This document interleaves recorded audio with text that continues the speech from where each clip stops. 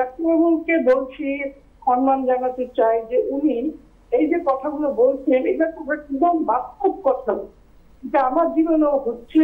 খুব দুঃখ পাই, ছেলেকে বড় করলাম, ছেলে অথচ আলাদা জায়গায় থাকে, আমাদের কোনো খোঁজ খবর পড়ে না, ওর বাবার হার্টের অসুখ।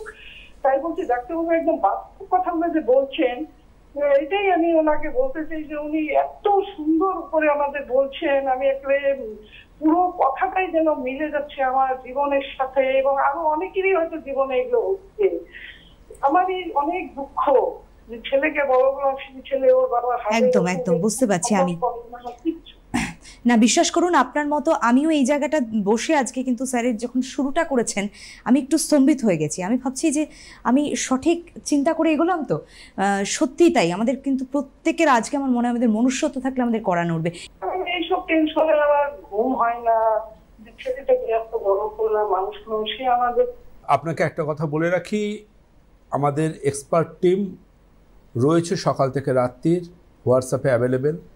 যে কোনো সমস্যা, যে কোনো কিছুতে যদি আপনি ওনাদেরকে হোয়াটসঅ্যাপ করেন, একজন মানুষ মানুষের পাশে দাঁড়ায়, তারা কিন্তু আপনার পাশে দাঁড়াবে। এই ছেলেটিও রয়েছে, যে কোনো সুবিধা অসুবিধাতে আপনি জানাবেন। আমি কেন, আমাদের পুরো পরম্পরা পরিবার আপনার পাশে আছে।